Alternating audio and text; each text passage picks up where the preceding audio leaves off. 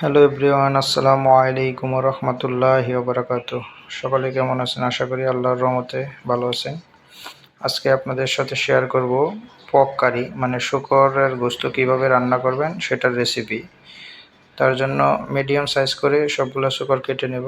যদিও আমি শূকরের গোশত রান্না করি না, আমার সাথে আরেকজন কুক দাদা রমন দাস উনি রান্না করে, আমি গরু রান্না করি। দাদা কাটতেছে, আমি ভিডিও ধারণ করতেছি। সবগুলা মিডিয়াম সাইজ করে কাট করে নেব। এখানে অন্যান্য চ্যানেলে যেভাবে ভিডিও আপলোড দেওয়া হয় আমার চ্যানেলে ওইভাবে দিতে পারি না, আমার কাজের অনেক ঝামেলা। এখানে 10টা 12টা করে মেনু হয় এক এক টাইমে, যার কারণে পারফেক্টলি ওইভাবে ভিডিও তৈরি করা যায় না।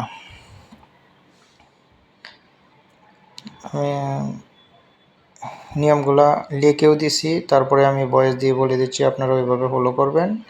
মিডিয়াম সাইজ করে কাট করে নিচ্ছি। এই গোস্তটা আগে ভালো করে ওয়াশ করা আছে, বড় বড় পিস থাকতে আবার ওয়াশ করে নেব। আমার অন্যান্য মশলা, পেঁয়াজ, মরিচ যা যা লাগে সব আগে থেকেই কাট করা থাকে, ওইগুলা ভিডিও করতে পারি না সময় স্বল্পতার কারণে।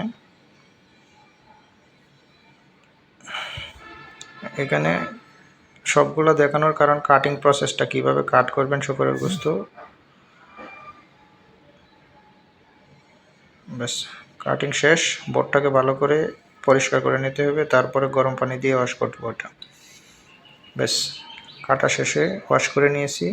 এখন কড়াইয়ে তেল গরম করে তাতে পেঁয়াজ কুচি দিয়ে হালকা একটু ফ্রাই করে নেব। তাতে 4 চামচ লবণ দিয়ে দেব,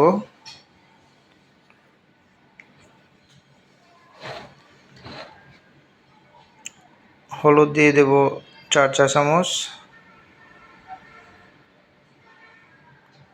মরিচ গুঁড়া দিয়ে দেব 6 চা চামচ,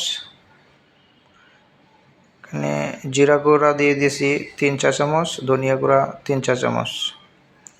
এটা মশলাটা একটু ব্ল্যাক করে নিতে হবে, শ্রীলঙ্কানরা এইভাবে খাই পছন্দ করে। একটু ভালো করে পানি ছাড়া কষিয়ে নিতে হবে যেন মশলাটা একটু কালচে কালচে ভাব আসে।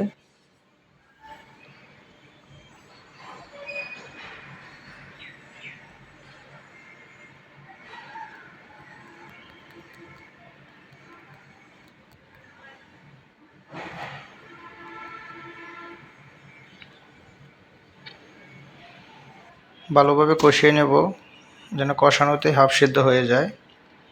ব্যাস দেখছেন কালারটা কীরকম আসছে। ভালোভাবে কষিয়ে নিয়েছি, তাতে পরিমাণ মতো পানি দিয়ে নেব। আমার এখানে মাখা মাখা রাখতে হয়, বেশি পানি দেব না, এখানে ঝোল কারি খায় না। ব্যাস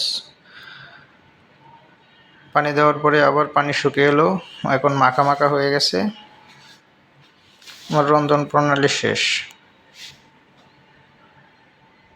3 জায়গায় খাবার পার্সেল করতে হয় আমার এই ডরমেটরি থেকে। ঝোলটা একটু বেশি শুকিয়ে গেছিলো, আর একটু পানি দিয়ে দিছি। ব্যাস